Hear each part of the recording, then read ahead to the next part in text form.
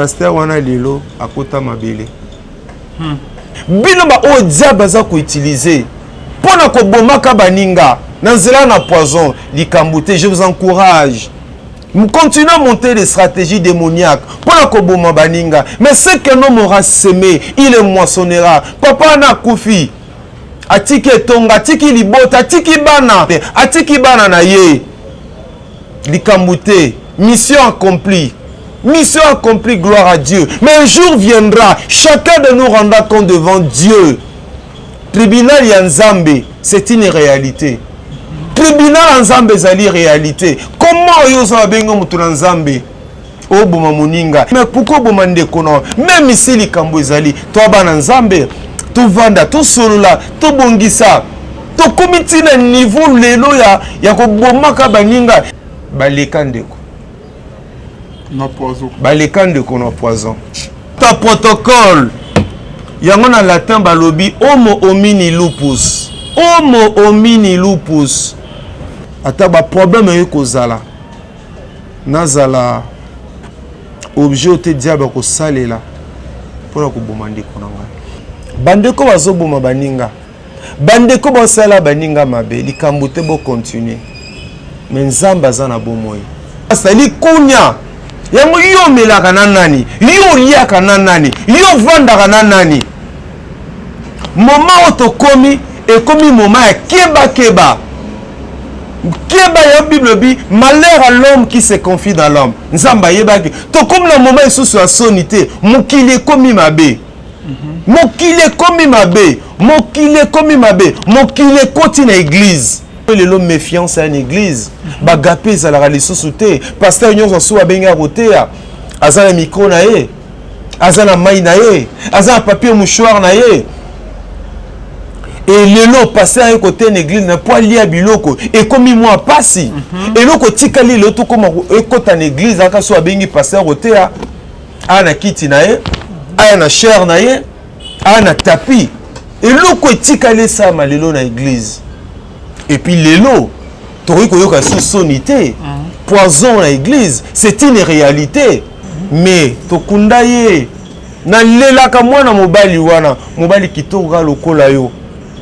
Un bouga, un monsieur, un garçon élégant, maïele, on l'a enterré, atiki bana 8. Poison était dans l'église. De Calvin. Tanyo sonora likambo poison et boumanga. Moi j'ai déjà été victime. Mais Dieu m'a délivré. Il y a poison. Oui. Poison le loup dans l'église. Je connais ba pasteur rebellé ou ba tiki biso likolo na poison. Mais de Calvin Béa. Et Seigneur vous allez étonner. Pourquoi pas poison écoute en église? Aujourd'hui le monde ils a quatre églises. Église est comme milieu il y a compétition. Et église comme ici quand il y a batozo wele la bokonzi ya mokili oyo. Il y a aussi likunya eza katna bassin nzambe. Parce que bato batia ba poison, c'est pas pour te faire plaisir. Mais la finalité c'est quoi? Ba mona le sous na mokili te yo zalate. C'est ça l'objectif. Nzambe kaka. Shalom, shalom, shalom, bien-aimés dans le Seigneur. Un grand merci, Nabino Nyons Tubozo, Nabiso de partout, la meilleure chaîne Nabino. La voix céleste, Ndela, Lola, Tozali, Petozo, Kota, Bonzambe, Nabonzambe, Lola, Ezofota, Simanan, Toya, Kolobake, Nzama, Boto, Kwae. Le sous-soit Longo, na pasteur, Fez Amissi, à la bouche autorisée de l'éternel. Depuis Zurich, na Filo Moukoya Motema, Yabives Domo, depuis Londres, Pena, Maman Gisèle, Loukelo. Excusez, maman Gisèle Lukelo Mutema papa Emmanuel na Boston. Bonzambe na bonzambe. Yesunde Mosu qui si bien aimé dans les Seigneurs toujours na cadre à informer bino. Poison na quatre église bien aimé dans les Seigneurs. Poison et koti bomona qui babilili auto sala qui concernant poison, il y a prophète Dodo Kamba Israël, qui empoisonné, qui est bien aimé dans le Seigneur. Guerre, il y a église des réveils, église des réveils est commis divisé bien aimé.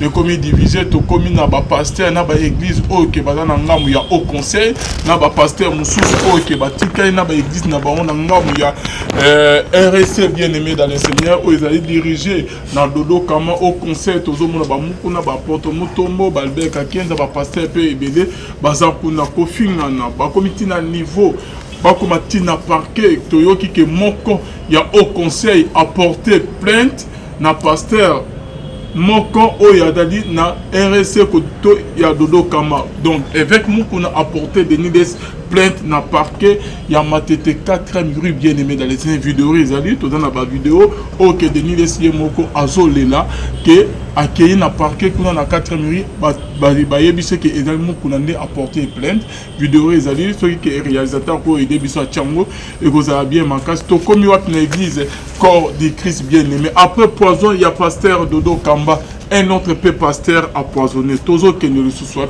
tozali na papa Max Mbenga. Oh, très bien. Shalom, l'homme de Dieu.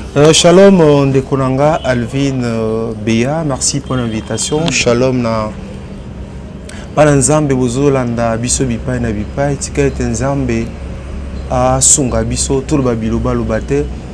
Nzamba pesa biso mayele, Nzamba pesa biso bwanya. Otokoloba esimba mitema na bato, mais déjà koyoka ba sujet lobi noki passe mingi na motema.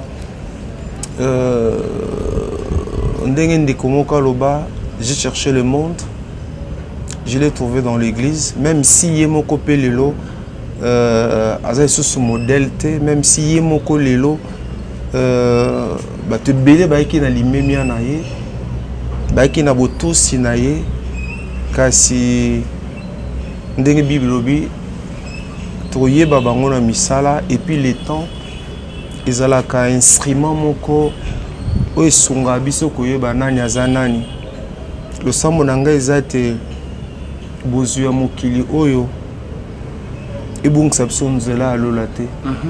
Il y a l'éternité devant nous et Nzambe asala biso ngolu ete tozala libaku te mpona bayike amoi lelo na évangile na mboka na biso tokomi kotalisa na bato ete on dirait toyaki pour na jeep, toyaki pour na kolata, toyaki pour na voyage, toyaki pour na makambo ya mokili oyo.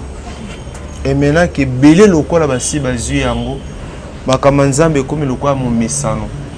Ba komi kosala ngo lokola ba professeur, neti nga nazaka ngolo tant que ça cours anglais, même si je n'enseigne plus. Sauf que c'est nga créer.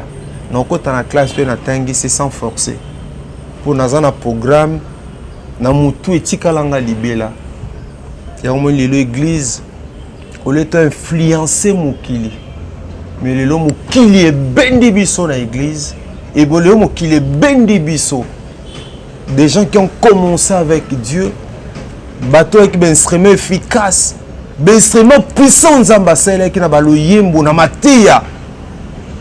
Mais lelo baliembuma lelo ki bonzambe mingi eza ya mbebu lelo business ekoti na kombo ya Yesu lelo kope ekoti na kombo ya Yesu yango kokamwa te lelo babar ezongi na Fox bakuzu ezongi baboîte de nuit ezongi et puis retient bakonzi ebele ba bongo les sous-sumités maté ba magistrat ebele ba avocat ebele ba yebi makambo eleka na église et komi pasi lelo pona bato ba bongo la mitema lelo bato ebele ba s'accrocher na matériel yango mona lelo la grandeur d'un homme de Dieu na Kinshasa ezali mesurée par son accoutrement par son habillement par ses voyages par sa chaîne de télévision, par le nombre de voyages,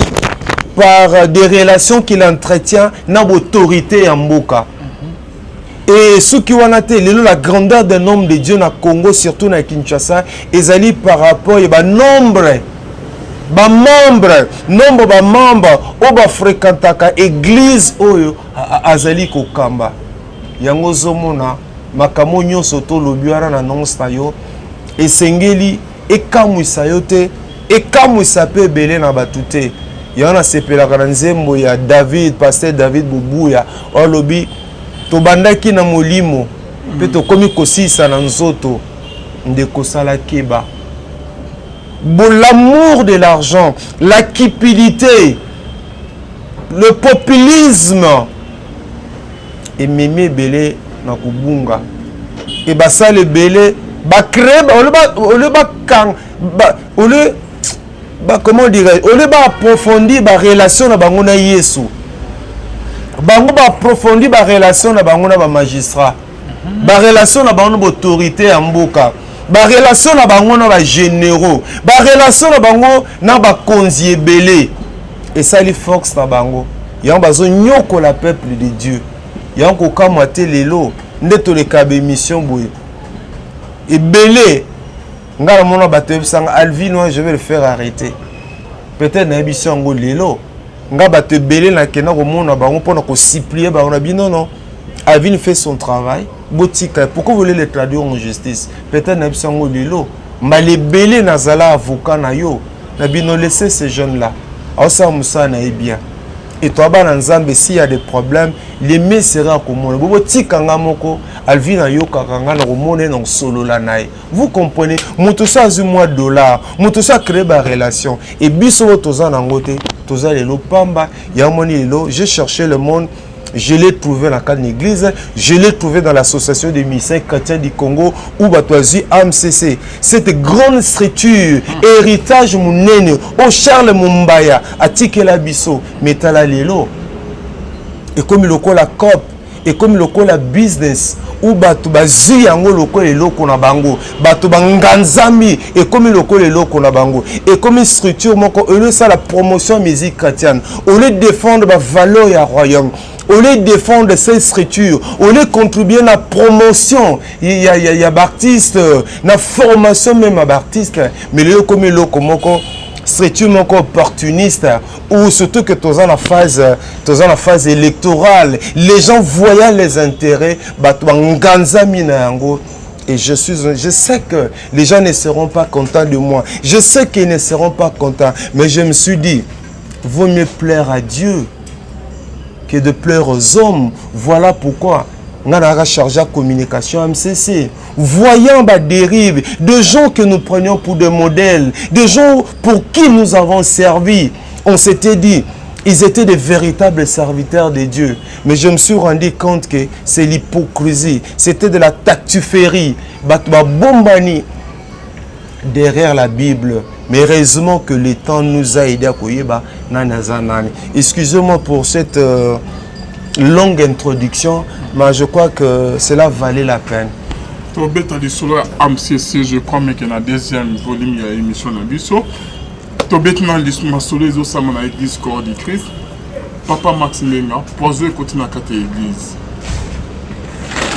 Au dénonçant déjà, au moment où on est les solos dans les poiseaux, tout le monde qui continue à kate l'église.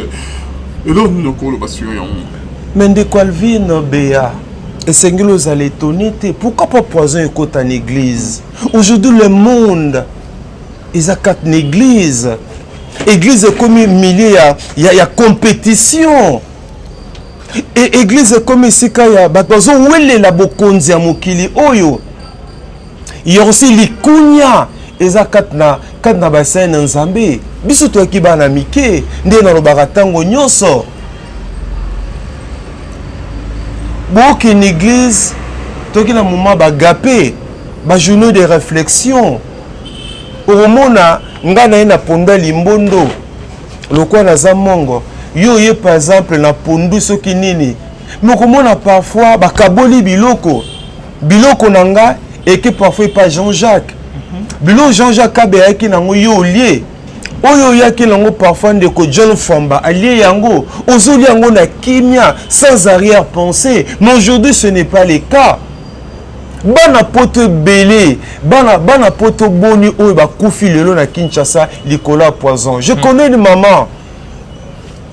ayekaka na poto aki na Kinshasa awa aza servant de Dieu asali musala aussitôt azokoma na mboka kuna boye paralysie mama benga zola bi mama nazala mosakoli te mais maman kati na nga nazokele omoyebisanga vous avez été combattu na Kinshasa. On dirait qu'il y a quelque chose qui a été fait likolo na yo. Mais on va prier. Nzamba salungolo. Je priais pour cette maman, un pasteur. Na bonde la ponae. Auto benganga lobi, en tout cas nzamba pambola yo. Na moni changement. Maman zo lela. Nebinde ko mususu pe. Na lela kae.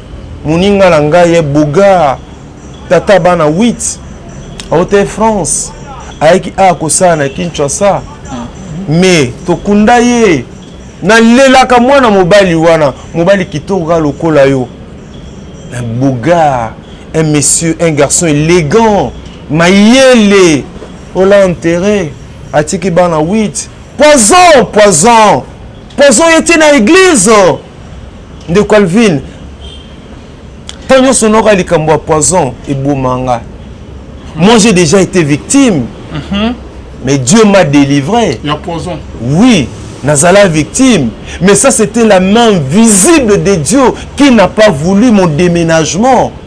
Dieu n'a pas voulu mon déménagement. Mais sinon, je ne serais plus vivant. Toi, tu connais l'histoire. Poison le lieu dans l'église. Je connais le pasteur rebellé. Ou tiki biso likolo na poison. Nebi mwana moko na chikapa. Azali na 4 ans. Mwana pasteur mwana chikapa à 4 ans.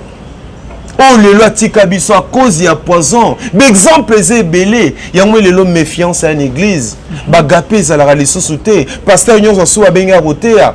Azana micro na ye. Azana mai na ye. Azana papier mouchoir na ye. Et le lot passé à un côté de l'église n'a pas lié à biloko et comme moi passi et l'autre tikali le tout comme écoute en église à soit bengi passer à côté à na kiti nae à na chair nae à na tapis et l'autre tikali ça malelo na église et puis le lot tori ko yoka sous sonité poison na église c'est une réalité. Oh zakat l'église voilà pourquoi tous ko influencer mondeité makambo to ibaka na mokili. Mais quand tu veux qu'il y ait un empoisonnement dans Mokili, principalement chez les acteurs politiques, à cause de quoi la bokondi, bazo bomana, bazo konsani la makambo. Mais le poison est dans l'église. Poison est dans l'église. Poison est dans l'église. Nous Calvin, si j'en ai un belangote pour naïbi bilombe, bilombe belé ba koufi na poison. Dans la forme belée, faisons attention. Binoba o diable za ko utiliser. Pona ko bomaka baninga, nanzela na poison, likambouté, je vous encourage. Nous continuons à monter des stratégies démoniaques. Pona ko boma baninga, mais ce que l'homme aura semé, il le moissonnera. Papa na koufi. Atiki tonga, atiki libota, atiki bana, maman na kei, atiki mobale, atiki bana na ye. Likambouté, mission accomplie.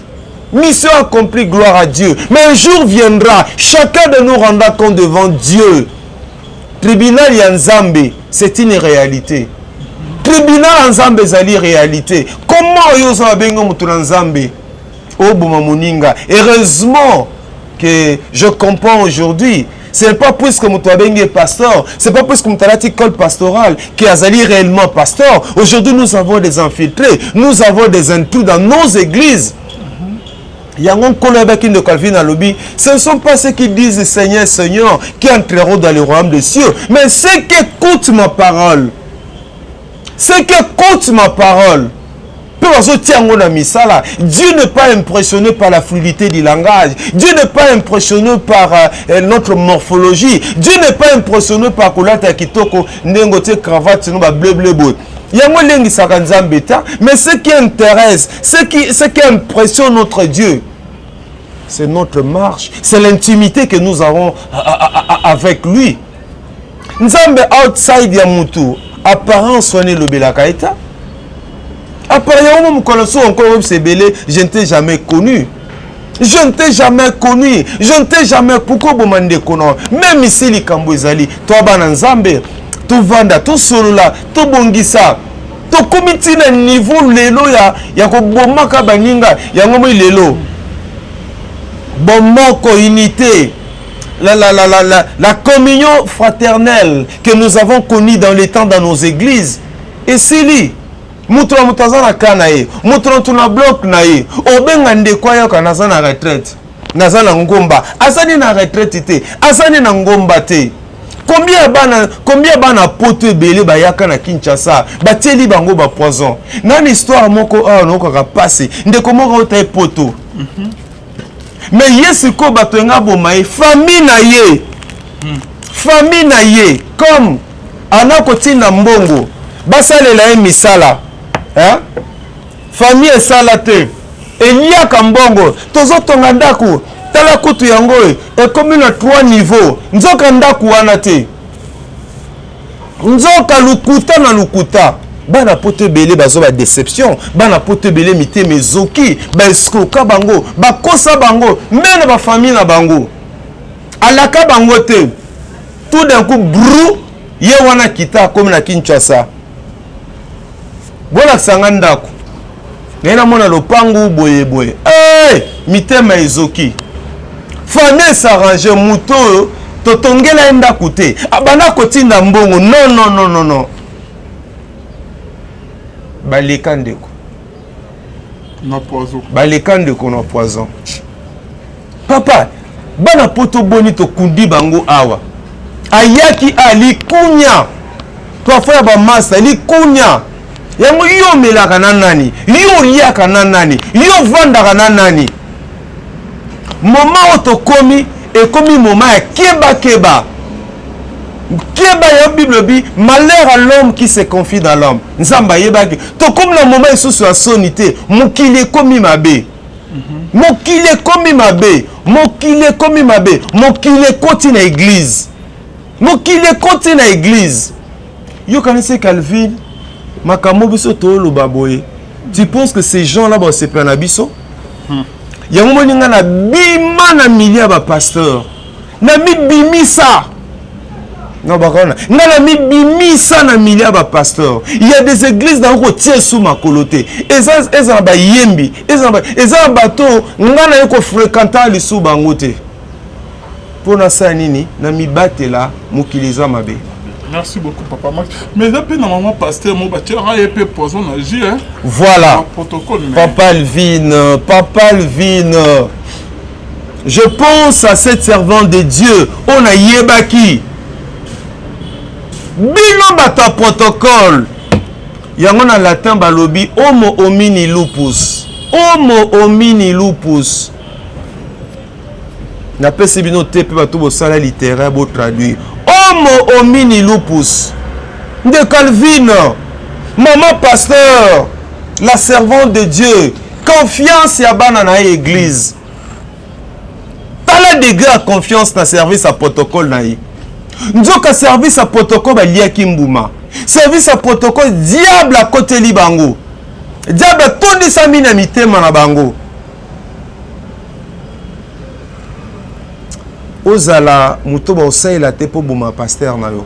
Ozala muto diaba ko lekala nzela te po boma mokondi songolo pakala. Malheur à toi, malheur à toi. Protocole ya servant de Dieu on a corrompu. Mama te ya toki nengana totoki boye. Abi non, boye bana boye langaji. Abi mate alelo bomoni ndenge nini. Est-ce que ezaki malamu? Bokani sete libota bana nzambe bapambwami puisque pose dalingaka soki na sisi boye nazala rassuré que bana nzambe bapambwami ba mateya o eza mateya ko sunga ba oui maman vraiment maman ezaki kitoko boyela ka sejite maman lobi minga lembi boyela nga jina mela j'ai vraiment soif, j'ai beaucoup parlé, je me sens fatigué, je me sens épuisé. Ok maman, pas de problème. Bayana plateau comme d'habitude. Nzoka bayela ki maman poison. Maman confiance na ba protocole na ye na bana basi wana ana confiance na bango. La servante de Dieu ne pouvait pas imaginer. Elle ne pouvait pas imaginer en aucun instant que le protocole na ye ba kokai ko balukela ye. Maman Meli nzoka bazwaka jiwana bachuba yango tonga batie eloko mabe na kati.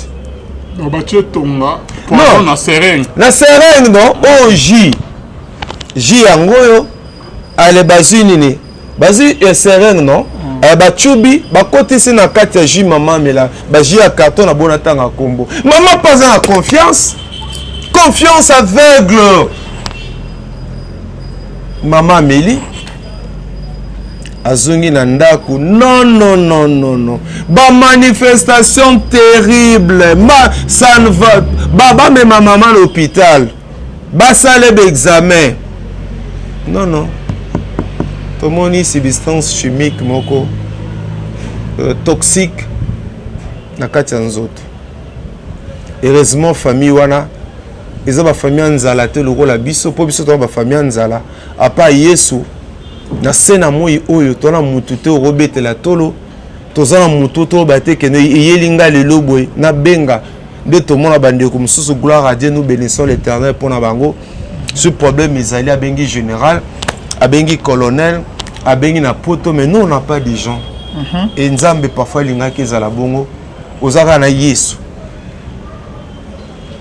ba téléphone bengami mama papa ba sel ba mikanda ba bima na mama na libanda amboka. Après bana molimo santo isimbi bango tie bango mal à l'aise, culpabilité à haut niveau ba eko tubela bisonde totela ki mama pasteur poison talizala ki boye talizala ki bo talizala ki boye le reste na bombi na suki wana. D'exemple de Calvin ezebele ya poison le sambo nangeza été mais ba pasteur moko ba nomaki quelque part kaka ane wana pasteur amayele kaka ane wana zoki promotion asali la kutu te ba likie na poison na ba pasteur mususu ezalaki soki titulaire église ne tobenga na Kinshasa a voyager bana ko benga pasteur wana a côté ya église songolo pakala eza lokolo yo Alvin wa mokambi église voix céleste OK poto zamba voyage obengi pasteur par exemple Nzukudia pasteur Nzukudia za na Bible ce n'est qu'un exemple a kotika la côté ya wapi l'église oyo Alvin okambaka. Alors ba collaborateur c'est bango zuwa mende biso toza pourquoi dani atika biso te azoka pasteur Nzukudia a rotea pasteur wana lelo akota mabele mutazo kamba église lelo mwasi nae pasteur akota mabele zuwa ya ba collaborateur na. Mais comment nous sommes là? Pourquoi c'est mieux de faire appel à ces pasteurs? Alors ba c'est ni zuwa ba c'est likopa pasteur wana kota mabele. Seigneur sunga biso nkolo sunga biso ata ba problème yeko zala nazala objet te diable ko salela pour ko bomande konanga. Merci papa Max au beau un peu du solo puis moi sinon elle a été empoisonnée. Bien sûr mais ce qui nous embêtait battu le poison battu le peu moi si mais ce qui nous embêtait il écoute akinati na goma akinati na goma est-il le tika na ba cicatrice ti lelo pofomona akoma na bona lobango na lobango awa papa je te dis que ti lelo tika na ba cicatrice ti lelo azana ba cicatrice. Santé ça dit que santé ezaka lisusu te penza ndenge ezalaka kala comme na bikilibele parce que bato batia ba poison c'est pas pour te faire plaisir. Mais la finalité c'est quoi? Ba mona lisusu na mokilité yo zalate. C'est ça l'objectif. Nzambe kaka ata tozi ba précaution ata to sa ndenge nini nzambe ka mobate so nzamba ko batela tel vin tozala te. Vraiment, merci beaucoup Papa Max. Poison et continue à quatre église. Réaction par rapport à Poison, ok. Dodo Kamapé, son nom pasteur n'est pas le but qui Poison. Au moins on est temps où il y a Sangwana. Au confirmer vraiment que Poison vraiment bah chrétien entre bah on a bah on bah Poison bah zo si cela est vrai, pour moi na je crois que quoi vie no binga moi mingi. Un journaliste d'investigation dans milieu église. Si on a les camoués, mais on a les camous non maîtrisé yango. Les camous ba benginga muta na moni pe boy. Ouaranga ndimaka. Ça c'est moi. Mais les camous on a monité, na vérifié te, ngata na yoke pas moto. Na zaming otozo na classe doute méthodique. Doute méthodique c'est un doute provisoire à la recherche de la vérité. Donalinga comme Saint Thomas. Si cela est vrai, qu'il serait empoisonné, mais qu'il aurait été empoisonné, si cela est vrai, c'est déplorable. Je dis bien, si cela est vrai, si cette information les a à solo, c'est déplorable. Tu dois encourager. Mais Bible peut qui c'est que boma muninga tu dois encourager en côté et les mots comme B ou tu dois encourager en côté l'église il y a robomande qu'on a au pasteur il y a robomande qu'on a yo si cette information là est vraie tel que tu le dis le kola moi na nzambe na yiko beta maboko te na yiko sepela te par contre faut que pamela yango bande ko bazoboma baninga bande ko bosala baninga mabe likambo te bo continuer mais nzamba za na bomoyi nzamba za peut-être aux médecin spécialité no yebana yo musano ya biloko ya bongo courage bravo laissa bana no mbongo ya bongo yo ba utiliser peut-être que non ngo zana déjà boy ozana mission mo ba pesa kio pour ko éliminer moto songolo pakala bravo go ahead yebake mission nzambe eza komona o toi ne sika to ki melate boso na nzambe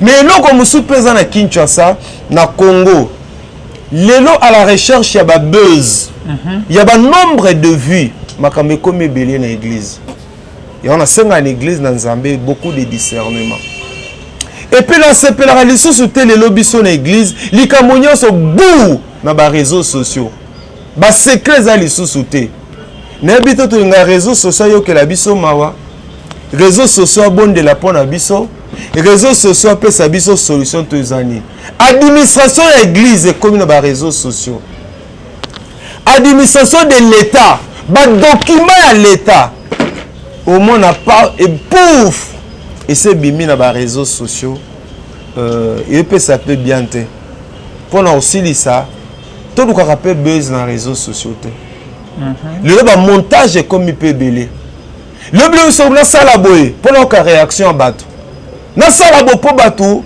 d'autres sur barolobanine et là nous supposons à la solo nous supposons à lukuta ba créer total sur barolobanine réaction à bateau donc ils ont mal merci frère Max Menga tout le monde toujours dans les Kamadodo Kamba avant que bachele poison ndenge bimi le solo ya au conseil papa au conseil na RC église des réveils le comité divisé réaction non par rapport à cela au moyen de l'ennemi.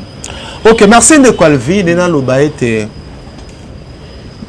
RC to église ya bolamuki auto bengi RC église du réveil du Congo ezali confession religieuse le sous tata mokonzi ya ekolo alobi naza na posa nasangana to na solola to échange de vœux na ba confession religieuse babenga nani babenga prophète Isaïe Dodo Kamba yenda azali ko kamba RC même si bato bi position na ngana za la hypocrite te na sina bomba mine be mission.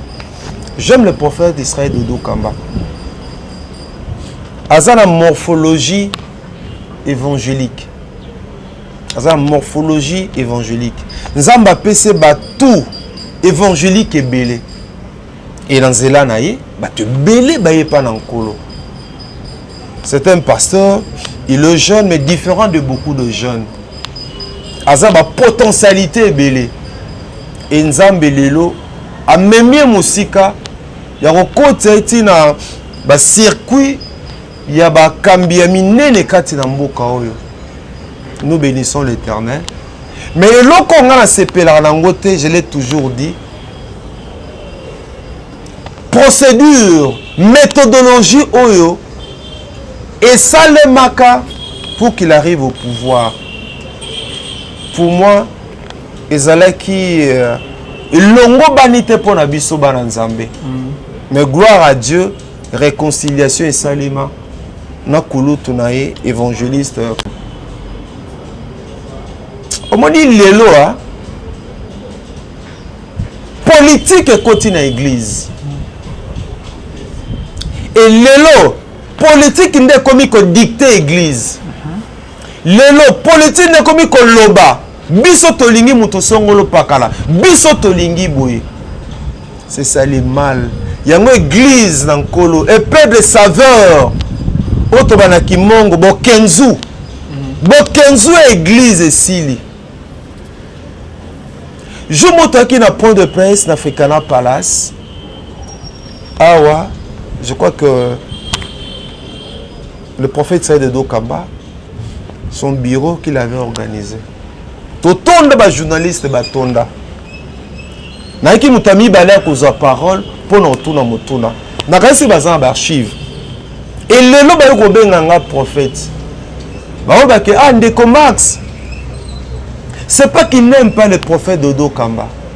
Je l'aime beaucoup. J'ai beaucoup d'estime en lui. Mais sauf que le lenge makambwane salemaka, croyez-moi. Et qu'il y avait une main politicienne qui était derrière. Oye konza ki makambwana. Et ma katia point de presse soit dans le babo. J'ai dit, prophète serait Dodo Kamba. Au moins, il passer au nyonso bazan zingandir bo vandi awa na point de presse. Mais ils étaient hier avec le général Sony Kafuta Rockman. Nga bane ko tendre bango ba micro na ngai. Il parlait positivement. Il y a général Sony Kafuta Rockman. Tout d'un coup, babeta coup. Coup ecclésiastique.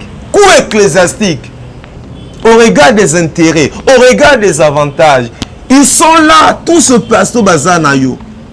Luka vidéo wana. Tu sais que pendant que je parlais, personne ne pouvait me regarder. Ils étaient mouillés. Mais binou o basala nzamba ndenge nini. Soni kafuta zande konabino, kunu tunabino. Likambangwa nini oyo bo destituer rapidement boye avant chaud et humilité lokola mbisi ya moto moko e na wenze tulagate eza nini mais vous étiez avec lui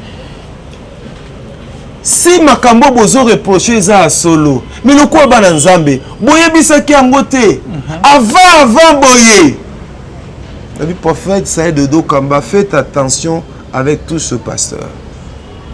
Nabi, et puis Nabima na kenda.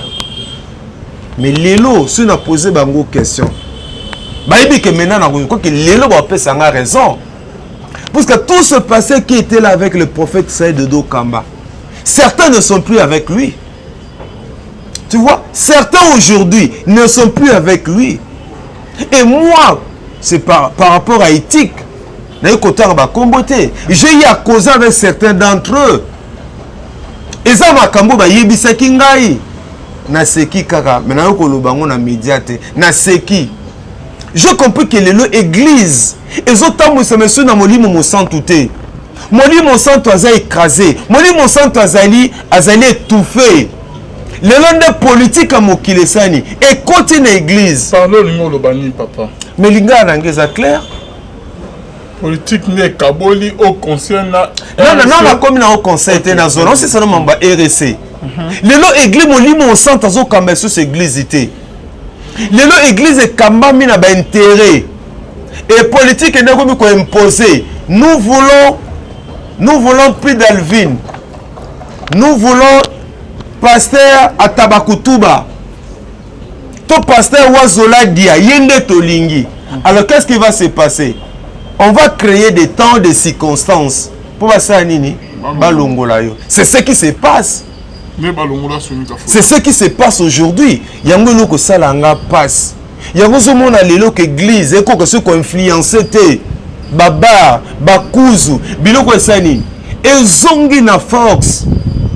Mettons toki na période de Yesu azali awa, Yesu azali awa. Papa la puissance église ezalaki na yango. Mais depuis to kono ba costume ya danger. Depuis to kono ba cravate ya cher, to kono ba montre ya cher, to kono ba mituka ya cher. Église comme le kono moziki. Église comme le kono la parti politique. Donc parti politique est dans cadre l'église. Parti politique côté ba structure na biso. Problème il y a un conseil na RSC. Je l'ai dit. Les ceux qui par exemple tata mokonzi kolo, azan a besoin à la réunion, a besoin de confession religieuse, de kambi. C'est le prophète Israël Dodo Kamba qui va représenter RSC. À part hier, à moins qu'il soit empêché, avec un mandaté Moutoussongolo Pakala, qui n'est qu'au représenté. C'est lui qui engage l'église. Et Zali RSC Azali Lelo, Azali Lokol interface entre l'église et l'État congolais.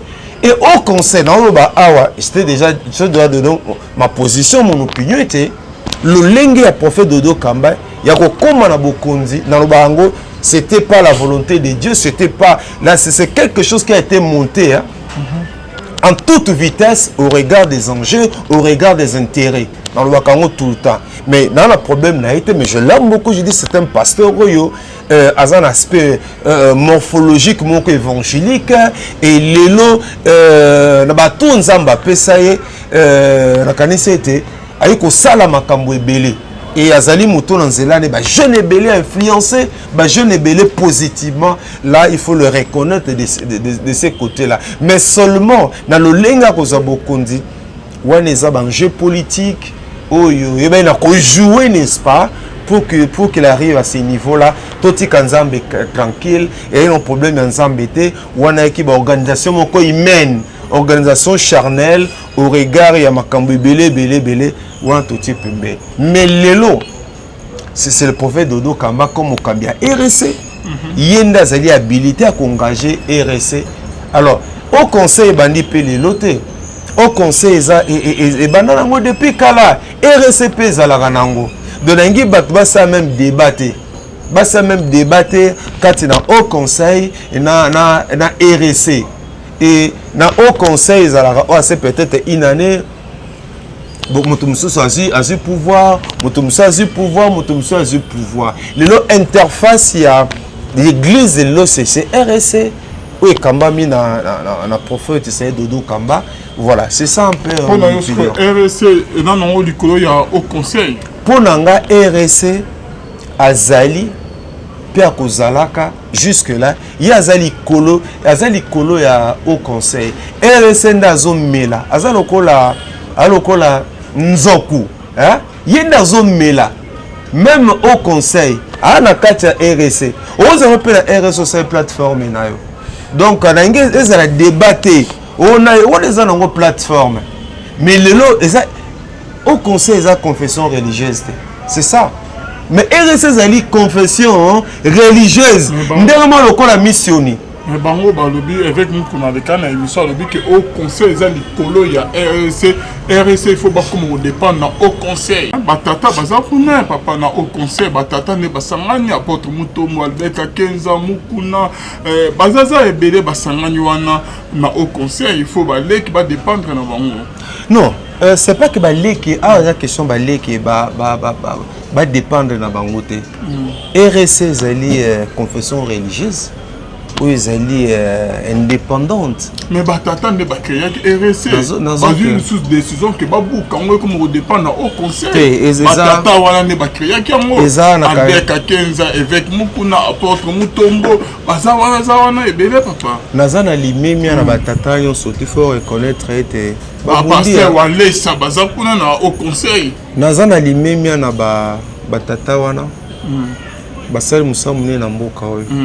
C'est vrai que les erreurs zali, les imperfections zali, les manquements zali, les insuffisances zali, mais on doit tracer nzela. Oh nyonso ba Hollanda ka nzela oyo batatana ba tracaki.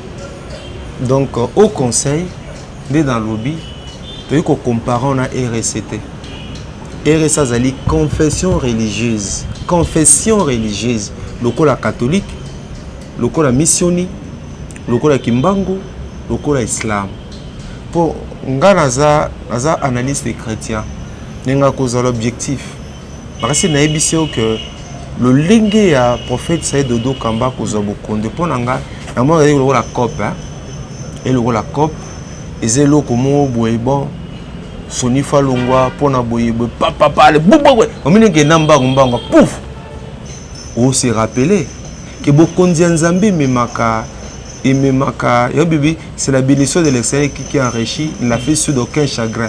Beaucoup de Zambie, ça l'a ya koué la thé ya koubatou babomana batou bakangana binemi boyebo to lolenge salemana bamo baye biango. Heureusement que dans Zonga il y a eu réconciliation barami balé. Ça j'ai beaucoup aimé cet acte là. Oh salema kat na prophète Dodo Kamba na kulutu na général Sonic Kafuta Rockman. Ça c'était merveilleux, je les encourage. Puisque ton côté à l'eau la tête pour le titre, tous ces titres, le positionnement, la guerre de position, ton côté à l'eau la pour la ngote, érotique là.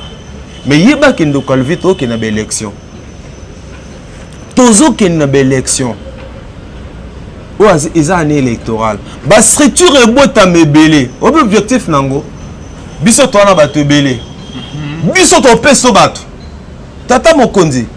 Biso toi capable de repérer ça au batu boy. Il y a aussi les campagnes. Tout le monde de peuple Kabila.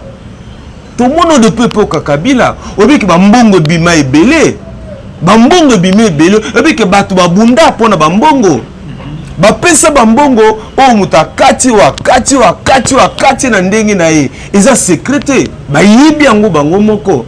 Donc ça la Sonia, ça ne donne pas une bonne image pour l'église. C'est pas une bonne image pour l'église. Et la canisse c'était le moment venu où Bassin Nzambe c'est va transcender différent à Bango. Le moment venu où nous devons montrer à la face du monde que biso église ya réveil tozali ini. Ça va ba divergence cause anango. Mais ndenge comme ko sala bo et peut se sous l'ingité. Et il décourager même bateau. Ngalo ko senga bango. Que ça la plateforme même il y a peu plateforme na ngapel ça la plateforme nanga mais yango boma bomo côté yango boma boyo kanité sinon to ko fragiliser l'église a rêvé l'église azibambatato azali église zubanzubeto azali église et bundi babitumbebele. C'est dommage ce qui se passe pas na biso au monde ngo pas ba catholique était bango peut bazan ba problème. Les protestants peuvent avoir des problèmes. Les mangombe belé pesant des problèmes. Mais on y a biso tozuli kamonyon so média. Il y a des choses qu'on les capé la médiaté. Pourquoi tozuli baboy? Puisque ton landa qui a la média. La réalité c'est que moment où ils allaient, ils sont ce moment bitumbate. Ça c'est mon point de vue. Ils sont ce moment bitumbate. Dodo Kamba lelo bondi mate. Bolinga ete. Même si moi na lobake na partage ka na zalaka toujours bokonziona le lenge na mona yango ko salema malgré mon opinion malgré mon point de vue celui aujourd'hui qui dirige les RC. Alors senga na bango ba vande sika moko ba vande sika mo lokola ba sa nzambe ba solola batala comment ba ko bongisa lisangana munene et que kombo na Yesu elongwa na kofingama kombo na Yesu elongwa na kotiolama. Mais le prophète Israël Dodo Kamba, il ne sera pas éternellement président de l'église de réveil. Il a aussi un mandat. C'est pour un temps. Le Lenge Moko, Bishop Obey Kankenza, Atikaki, le Lenge Moko paye un jour à Rotika et Pande Kumusus. A tout peu c'est majouté que Lelo, Mutukingandaza, Kako Bundise Zamabe, Mutom Kakabwe, Yango ils ont fragilisé l'église Nabiso. Bon, yepe Muto Azuko Kamba, Wana Bazaba Yaya Naye, Bakulutu Naye, donc, esengeli na lisungi na molimo santu ba meka kobongisa moto pa kambaka aoza la leki mais soki nzambe soki voilà je disais moto akambaka aoza la leki Maître Félix Azabo bato belé pe ba mikolo na ye bato belé ba pe mikolo na ye longo bato lokola yo za mukolo na ye omona ye pamba hein donc voilà un peu longa na senga na bango que l'élection au Kanango. L'élection au Kanango, mais ils ont le moment de division, ils ont le moment de Kabola église, ils ont le moment de guerre. Papa, dans la santé, bomo tondo yemba, tano otanga na institut littéraire mokengele. Tondo le babo, na pasteur na bossa kombo na, il disait tondo yemba plutôt biloko nyonso ekotikala na mokili oyo. Kolo Yesu akumisama, alléluia. Chérie, je t'aime, ekoti kala. Ah, nzembwana. Suka pasteur na koti boy. Ora, biloko nyonso, biloko bokonzi oyo kotikala. Biloko nyonso kotikala. Na morgue ba olongolo montre bien. Baba a ekotaka linette te. Ah, linette ekotaka te. Linette au bag, a côté raté si qu'elle a monté. On a qu'une dollar na poche. Te a dollar te. Bautiko mutakala. Oza la bishop. Oza la nani. Bautiko mutakala nani. To bautio na morgue. N'habite. Et puis ta bakunda. Bon mais maintenant va titre te. De l'eau batou balingi ba titre. Vous est-ce que vous imaginez les lots qui ba pasteur wana nyoso. Va se retrouver autour de RSC. Bango nyonso liboke moko. Vous imaginez l'impact RSC comment non? Ça va monter ça peut plateforme naie et par exemple plateforme de pasteur Mongo, plateforme de pasteur Baluba, et Kingandi, mais bango nyonso va se retrouver. Papa bango nyonso va se retrouver. Babi no tozo ababo kese na mso totia nini pembeni. Nakanisi cette structure wana et kendeli boso. Mais le loba pasteur na biso mingi confie à leadership ils a ma casse. Il y a un pasteur qui peut mettre dodo comme ko ebsanga o metolongo kuna pona boye na binasa mutema. Bino mo reprocha ka Sonika futa. Mo reprocha ka Sonika futa. Bino no bomema ka dossier mbangu lelo lisusu. Boko motele meso dodo kamba. Yé lisusu mabe na bi voilà ki bonzoto, je cherchais le monde. Je l'ai trouvé à l'église de mon pays.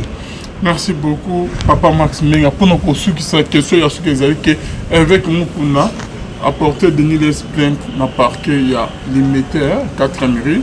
Selon Badir, il y a Denis les à Kenya, il y a des gens qui ont Moukouna. Au moment où na tiara ko mona mukolo moko te abe mamunambwa a traduire en justice abe iolela ngano to na kina wa na tiara ko mona te abe mamunambwa akifunda abe nzukudia to abe kintsudi akikufunda abe limbondo mais bazala appelle ba problème hein. Mais tu ne verras jamais ça. Bazana ndenge na bango oyo ba meka ko résoudre ba conflit na bango. C'est là où RSC a un problème. Même si le long muto pas créer wenge nae. C'est ça aussi le problème. Muto to alinga za la leader, muto ali kondima muninga te, muto mtasali bor nae. Moi je n'encourage pas cela. Ils ont fragilisé l'église. Bino boza ba sala nzambe, boko ko vanda na bokeko vanda liboso même si bazuzi ba pe basala nzambe bona retourne bona rosamba na monango en tout cas pour moi c'est pas commode pour nanga quel que soit degré à problème to comme bazuza mokilité to que nous ressemble et ça en tout cas pour nangai et ça malam to l'entendre qui ça ba catholique yo so oso mona père ce qui nani hein père Wazoladia ake refunda père Inkisi oso monango to na kinati au abbé à Saint-Alphonse bango ba ko samana abbé à Saint-Augustin oso mona na kina abbé à Saint-Alphonse ba ko samana abbé à Saint-Augustin ya mona na catholique pour muta koma monsieur l'abbé ils a blaguité je biso ba problème za poani muta lobby français bien lobby pour ba consacrer pasteur ou bien mo habiter pasteur ya on a problème éthique et d'ontologie pastorale et za makasi mingi. Donc, je ne partage pas, je ne souhaite pas. La Bible peut sa méthodologie à résolution de conflit. Donc, on a CP la raté que tout comme un niveau wana, tout comme un niveau wana ya, on a que fondé de Calvin. On a que fondé de Calvin. Non, ici m'batte. Merci beaucoup, Papa Max. C'est la fin de notre émission. Malobano Yasuka concernant au féminin partage ton père parce que tu as une émission sur photo ça. Non, nzamba osunga biso musaleza kitoko mingi penza. Tobenga ngosu sur orphelinat pour la simple raison que tous êtes différents par la grâce de Dieu na orphelinat belé. Biso ezandako. Et nzambe na lisungi na nkolo na lisungi ya bato balandaka biso. Bato nzamba simba mitema pona soutenir biso musaleza sama kitoko. Et bato bayaka na partage ton père bayebi que nzamba restaura nzamba pesa kimia nzamba pesa esengo tolenga ki par la grâce de Dieu kolaksana mokiliete mwana atako abengi orphelin aza mwana lokola mwana nyonso tolongola komona mwana so abengi orphelin aza mwana alalaka na ciment aza mwana apesaka elamba kopasuka azali mwana nzuluka azali mwana oyo basalelaka ekopa non ya moni que na lisungi na nkolo malgré âge avancé malgré batant na biso tozongeli classe anu eza na passé na deuxième licence ou na otanga travail social et puis non ça la mémoire na ngana sujet ya orphelinat on a commis et mémoire na ngezali accompagnement et réinsertion sociale des enfants en situation difficile par l'orphelinat, partage ton pain avec celui qui a faim. Merci na professeur Willy Mbalanda, chef de travaux Petit Casimir, Oba Osunganga, pour réaliser mémoire Oyo. Et puis na sena bana nzambe ete bo lembate, bo continuer ko soutenir biso. Merci. Na bete bato belé mitema na bango zoka batinda et komate bo menakanisi ba obayaka na orphelinat partage ton pain avec celui qui a faim. Bayebi musala munene zo salema et na lisungi na bango bolembate kolesa bana kotangisa bango et ko motiver l'encadreur. En tout cas, je te dis c'est pas facile dans un milieu maizali pasi et surtout au bon de là nzamba pesa biso lopango. Tel est notre souci pour cette année. So nzamba simbi motema na yo peut-être olandanga olanda oyebi musato sala ozana confiance na biso numéro yango na partage ton pain avec celui qui a faim. Moussa les a Moussala passé à la affaire à Maxité. On fait un partage ton pain à la Yangate. C'est tout un ministère. C'est ce qui nous différencie dans la structure rebelle. Nous sommes un ministère d'évangélisation auprès des enfants en situation difficile. Et je crois qu'ensemble, ce qui vraiment tout tient ma boko, to sungabana o. Nalela kane passé pour $50,000. Tozanga qui en somba lopango pour na bana wana. Et que le pan on a été kama. Je sais qu'il y a beaucoup de gens qui ont des moyens. Et ça bateau penzambe à pambola. Ou ce bateau ou salani nambongo. Sunga biso to sombe la banana lopango. Et nzamba lola a kuzanga te ko pambola yo. Merci.